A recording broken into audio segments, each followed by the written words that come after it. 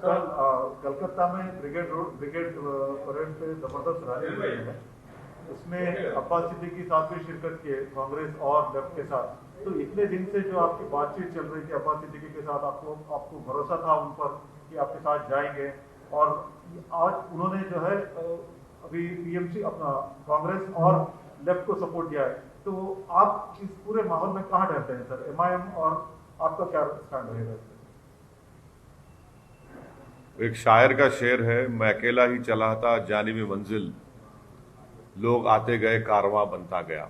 इस पे इसका आपके सवाल का इसका जवाब इतना ही है। और दूसरा यह है कि इस पर एक मौजू वक्त पर मैं इसका जवाब दूंगा। अच्छा, तो कल लेकिन आपकी क्या बातचीत चल रही है अब्बास सिद्दीकी के साथ? क्या हो रहा है वहाँ पे? बताऊंगा आपको, तफसील से बताऊंगा थोड़ा सही वक्त।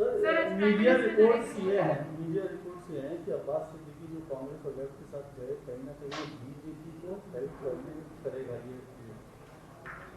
देखिए, मैं किसी का तर्जुमान नहीं हूं, वो काबिल लोग हैं, वो अब इस सवाल का जवाब वो दे सकते हैं। सर, मतलब आपका राय क्या है? मतलब आप क्या सोच रहे थे पहले? अब तो आपकी बातचीत चल रही थी, अभी अब्बास सिद्दीकी साहब आपको सपोर्ट कर रहे थे पहले। नहीं, तो अब तो सब आपके सामने हर चीज है, तो ये सवाल करना ये बेमाने है।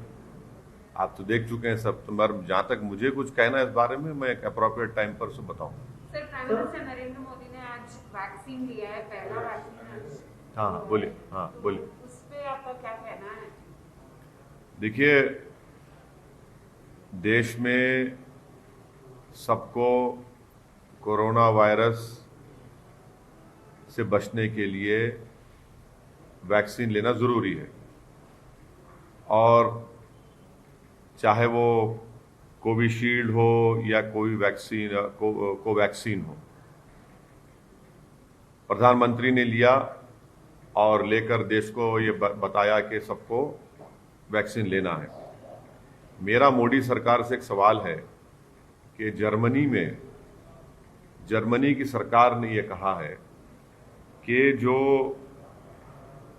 कोविशील्ड है, जिसको ऑक्सफोर्ड एस्ट्राजेनेका बनाती है और जिसका इख्तियार उन्होंने यहाँ पर सीरम को दिया है, तो जर्मनी में और उनका जो पब्लिश डेटा है वैक्सीन साइट पर एस्ट्राजेनेका का, वो ये कहता है कि वो वैक्सीन 18 से 64 ईयर्स के लोगों के लिए अच्छा है।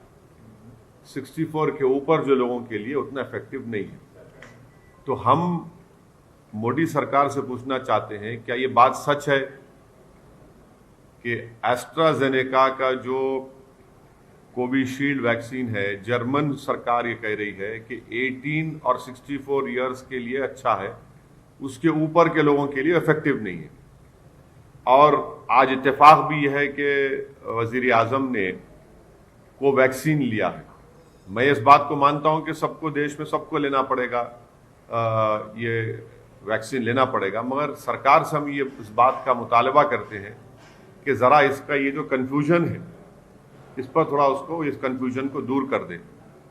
अब वैक्सीन तो लेना है, और मैं उम्मीद करता हूं कि हर गरीब आवाम तक ये वैक्सीन सरकार उनको पहुंचाएगी। और क्योंकि आज भी लोगों की मौत हो रही है, जनता परेशान है, ख़ास तौर से भारत के 3-4 स्टेट्स में फिर से थोड़ा केसेस बढ़े हैं। इस पर मुझे इतना ही कहना। सर, बंगाल वाले थे, क्या आप जो मौजूदा अभी आप प्रयास कर रहे थे, आप बातचीत कर रहे थे, जो मौजूदा सिचुएशन हुई है, उससे क्या आप थोड़ा सा डिसअपॉइंट हुए हैं? नहीं, देखिए, मैं कभी भी नाउम्मीद नहीं होता हूँ, और हमेशा मैं उम्मीद रखता हूँ अल्लाह से, और एक पॉजिटिव आउटलुक रखना चाहिए। नाउम्मीदी क्यों होना चाहिए? नाउम्मीद होने की जरूरत ही नहीं है। उम्मीद पे दुनिया कायम है, कोशिश करते रहेंगे, ऐसा कोई बात ही नहीं है। सर, मतलब देखिए, उनका स्टेटमेंट तो पब्लिक डोमेन में है। अभी उनके अंकल का भी स्टेटमेंट आया कि असद साहब को कोई जगह नहीं है वेस्ट बंगाल में बोल के। मतलब सर, इस पूरे मुद्दे को आप कैसे देखते हैं? अभी ये नया स्टेटमेंट में क्या बोलेंगे आप, और अब्बास सिद्दीकी साहब के स्टेटमेंट में आप क्या बोलना चाहेंगे? नहीं, मैं तो उनके अंकल कौन है, क्या नाम है उनके अंकल का, कुछ दोहा साहब, क्या बोल के, मतलब वो लोग कह रहे हैं कि वो कौन सी पार्टी में है वो? वही पार्टी में और उनके मिर्जादा दोहा साहब। नहीं, वो कौन सी पार्टी में, वो टीएमसी के है वो। ISF के पार्टी के ही है। नहीं, वो टीएमसी के हैं, तो वहां से देख, TMC के हैं। हाँ वो टीएमसी के हैं, तो टीएमसी तो बोलेंगे ना। सर कहीं ना कहीं डिच हो गया है, कहीं ना कहीं क्या? डिच कर दिए हैं वो अब्बास सिद्दीकी MIM। अरे क्या ये डिच विच का कहाँ है भाई, कोई डिच विच नहीं है, कोई बात ही नहीं है इस बारे में। सही वक्त पर बोलूंगा, तफसील बताऊंगा पूरी। तो आप नाराज होंगे सर, इतना मेहनत किए, इतना भरोसा किया अब्बास सिद्दीकी पे। अरे नाराज क्या है, देखिए हम गुजरात गए, गुजरात में हम सिर्फ मेहनत किए, वहां पर हमारे 7 कॉरपोरेटर अहमदाबाद में जीते। अब हमको उम्मीद है कि इंशाअल्लाह ताला भरूच से, गोधरा से, मोडासा से भी हमारे कैंडिडेट्स कामयाब होंगे। हमारा काम चल रहा है, आगे बढ़ेंगे। अब आज हम मीटिंग लेने वाले हैं राजस्थान के बारे में, राजस्थान में पार्टी को इस्टेब्लिश करने का, वो भी करेंगे, बात करेंगे। उत्तर प्रदेश के चुनाव के लिए हम मेहनत कर रहे हैं। मैं 14 इस महीने में उतरौला जाऊंगा, मैं, राजभर साहब, शिवपाल साहब से मेरी बातचीत होने वाली है। तो ये हमारा काम चल रहा है, रुकने वाला काम क्या है हमारा। फिर हम गुलबर्गा में हम अपने एक असेंबली कैंडिडेट का, इलियास बागवान साहब का अनाउंसमेंट कर चुके हैं। तो हमारा काम चल रहा है चौतर। वेस्ट बंगाल कब जाएंगे सर, अभी ये पूरे परिस्थिति में? बिल्कुल जाएंगे, आप फिक्र मत करिए, बताएंगे आपको तफसील से, बंगाल के ऊपर आपको बताएंगे। सर आपके दोस्त राहुल गांधी ने पीएम मोदी की तुलना अंग्रेजों से की। अरे भाई, मेरा तो कोई दोस्त ही नहीं है, मैं तो लैला हूँ, बहुत चाहने वाले हैं। अब आप खामखा हर एक को हमारा दोस्त बना देते हैं, ये आपको एक बुरी आदत है आपको कि दोस्त बनाने की। अब दुश्मन भी कभी बना दीजिए, नहीं मालूम। सर ये कहीं ना कहीं जो अब्बास सिद्दीकी साहब का जो स्टैंड है, इससे MIM के चुनाव मतलब जो कैंडिडेचर है जो नहीं, देखिए तिवारी साहब, जल्द से जल्द एक सही वक्त पर तफसील आपको बताएंगे। सर मतलब आपके स्टेटमेंट से ये समझ सकते हैं कि आप सोलो लड़ने वाले हो या फिर? अरे आपको जो समझना है आप समझ लो, मेरे जो समझ में हो, मेरे दिमाग में, मैं बताऊंगा आपको बात। आपने कहा मैं अकेला ही चला था, अकेले ही हाँ, मैं अकेला ही चला था, जानी बेमंजिल, इसका मतलब आप आए, लोग आते गए, कारवां बनता गया। तो कोई लोग आ रहे हैं बंगाल में या अकेले ही चलना है? मैं अकेले, भैया एकला चलो तो वहीं से निकला ना। तो अगला चलो का नारा है। हाँ, बराबर है, बताएंगे आप। सर मैं बोली मैडम आप। सर जो वैक्सीन आज मोदी जी ने लिए कोवैक्सीन, और उस पे पॉलिटिक्स भी स्टार्ट हो गई है। ऑपोजिशन कह रहा है कि मोदी जी ने वैक्सीन क्यों ली, तो आपका नहीं, आप भी वैक्सीन लेंगे फिर? क्यों नहीं लेंगे? मैं तो पहले से कह रहा हूं कि ये वैक्सीन को आप वो कर दो, सरकार को देना चाहिए। तो जो पॉलिटिक्स कर रहे हैं इस पे, मैं ये कह रहा हूं कि वो वैक्सीन हर एक को लेना है जिसका स्टेज 3 के पूरे ट्रायल्स हो चुके हैं, और ये वैक्सीन ज़रूरी है हम तमाम के लिए, अपनी जान को बचाने के लिए। और ख़ास तौर से जो एल्डरली स्टेट्समैन है, ओवर 65 ईयर्स, जिसको हम उर्दू में कहते हैं हमारे बुजुर्ग, उन बुजुर्गों की जान बचाना ज़रूरी है, क्योंकि एज के लिहाज से कोमॉर्बिडिटी हो सकती है उनको, एज के लिहाज से उनको ये वायरस उन पर अटैक कर सकता है, तो उन पे खतरा है। तो जितने बुजुर्ग हैं 65 साल के ऊपर के, पहले उनको लेना चाहिए, और अच्छी चीज़ है, बिल्कुल लेना चाहिए। मतलब सर ये वैक्सीनेशन जैब को, ड्राइव को आप पॉलिटिसाइज कर रहे हैं, मतलब? मैं क्या कर रहा हूँ पॉलिटिसाइज, मैं तो बोल रहा हूँ ना। बुजुर्ग से ताल्लुक आपका प्रधानमंत्री? नहीं भाई, उर्दू में जो ज़ईफ लोग होते हैं उनको बुजुर्ग कहते हैं, तो बुजुर्ग लोगों को लेना जरूरी है, बहुत जरूरी है। बुजुर्गों को इम्यूनिटी लेवल कम होता है ना उनका, बल्कि पूरे देश की 137 करोड़ जनता को, जिसमें अगर 18 साल से कम उम्र वालों निकाल देंगे तो उन सबको दिलाना पड़ेगा। बहुत अच्छी चीज़ है, मैं तो एनकरेज करूंगा लेने के लिए।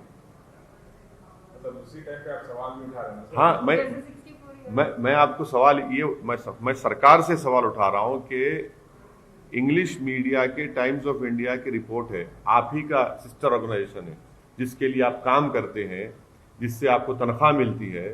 उन्होंने अखबार में एक बॉक्स आइटम बनाकर न्यूज़ डाली है। अब मैं तो एक्सपर्ट नहीं हूं, उसमें अंग्रेजी पढ़ के सुना दूं आपको क्या लिखा उसमें, सुन लीजिए। German states want unused extra vax for younger people. उसमें लिखा हुआ है कि several German states called on Sunday for unused AstraZeneca coronavirus vaccine to be given to younger people as worries about side effects and efficacy as well as recommendation it be used only for under 65 have meant low take-up of available doses. The German Health Ministry said this week it had administered only 15% of the AstraZeneca shots it has available. Elderly people are first in line to be vaccinated, but Germany has recommended that the AstraZeneca vaccine be given only to people aged 18 to 64. ये आप लोग carry कर रहे हैं, अब आप मेरे को क्यों इल्जाम लगा रहे हैं? आप भी प्रोटेस्ट करें इस न्यूज को डाल के। मैं सिर्फ ये पूछना चाह रहा हूं कि प्रधानमंत्री भी आज भारत बायोटेक का कोवैक्सीन लिए हैं, तो सरकार को थोड़ा क्लैरिफाई कर दीजिए। वैक्सीन तो सबको लेना है, जान बचाने का, इसमें कोई, मैं तो सबको बोलूंगा कि प्लीज वैक्सीन लीजिए, और खास तौर से जो 65 साल के ऊपर के जो हमारे बुजुर्ग हैं उन सबको लेना पहले है, सबको जाके लेने का। और उसके बाद जो है, मैं तो प्रधानमंत्री से अपील करूंगा कि प्रधानमंत्री से मेरी गुजारिश है कि जितने मीडिया के लोग, खास तौर से जो कैमरामैन हैं, जो फील्ड के रिपोर्टर्स हैं, मेरी प्रधानमंत्री से गुजारिश है कि एक स्पेशल ड्राइव कराकर पहले इन लोगों को दिलाइए आप, क्योंकि जितने कैमरामैन हैं, जितने जर्नलिस्ट हैं, वो कम उम्र के हैं। कोई 40 साल का है, कोई 35 साल का है, कोई 50 साल का है। तो प्रधानमंत्री का आईएनबी मिनिस्टर प्रकाश जावड़ेकर साहब को चाहिए कि वो दिल्ली में वो खुद भी लें और तमाम मीडिया के लोगों को बुला के सबको वैक्सीन लगाएं। सर, जैसे अब लेफ्ट कांग्रेस के साथ अब्बास सिद्दीकी चले गए, क्या ममता के साथ कोई संभावना अभी भी ऐसी गुंजाइश आप समझते हैं कि बन सकती है?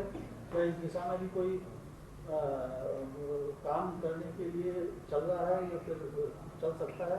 ऐसा लगता है तिवारी साहब आप टीएमसी के लोगों से टच में हैं। चलिए sir, okay, thank you. Tamil Nadu में अमित शाह कल गए थे, पौंडीचेरी भी गए थे, तो क्या एआईएमआईएम किस तरह से वहां पे? तमिलनाडु में हम बराबर इलेक्शन लड़ेंगे। 5 साल पहले भी हम इलेक्शन लड़े थे, और वानियमबाड़ी से और एक 2-3 जगह से हम मुकाबला किए थे। वानियमबाड़ी में तमिलनाडु हमारा यूनिट काम कर रहा है। इंशाल्लाह डेफिनेटली तमिलनाडु में हम इलेक्शन लड़ेंगे। हमारे लोग वहां पर काम भी कर रहे हैं, इलेक्शन लड़ेंगे तमिलनाडु में। आप भी जाएंगे क्या? हाँ, क्यों नहीं जाएंगे, अरे बराबर जाएंगे।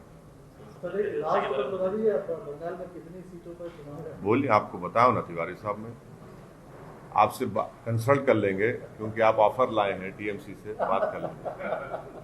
आपकी स्ट्रैटेजी क्या रहेगी हाँ। बंगाल में? हाँ, कल के तो पार्टी फॉर्मेशन डे है, और इंशाल्लाह आप लोग तशरीफ लाइए। और हमारी पार्टी अपना एक सियासी सफ़र, जिसका आगाज़ 1957 में मरहूम फ़ख्र मिल्लत अलैहिर्रहमा और उनके साथियों ने किया था, आज अल्हम्दुलिल्लाह मजलिस एक ताकतवर मौक़िफ़ रखती है। और जो हमारे बुज़ुर्गों ने जो क़ुरबानियाँ दी, जो खून पसीना बहाया, जेल की सोहबतें और मसाइब और मुश्किलात का सामना किया, आज उन्हीं की क़ुरबानी और मेहनत की वजह से आज मजलिस इस मुकाम को पहुँची है। तो यकीनन हम उन तमाम हमारे मरहूम क़ायदीन को, हमारे जो ज़िम्मेदारान जो आज इस दुनिया में नहीं, उन सबको खराज अक़ीदत पेश करेंगे, उनको याद करेंगे, ताकि उन तमाम लोगों की मेहनत, क़ुरबानी और उनके जो उम्मीदें थी, हम उसको पूरा कर सकें।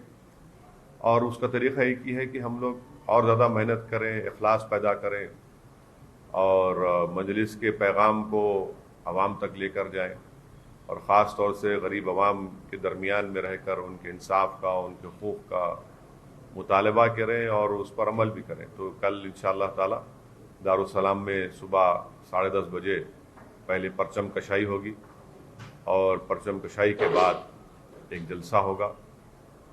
और ये हमारी पार्टी के लिए कल का दिन 2 मार्च एक बड़ा अहम और तारीख़ी दिन है और हम तमाम मजलिस के ज़िम्मेदारों के लिए एक फ़ख्र का दिन भी है।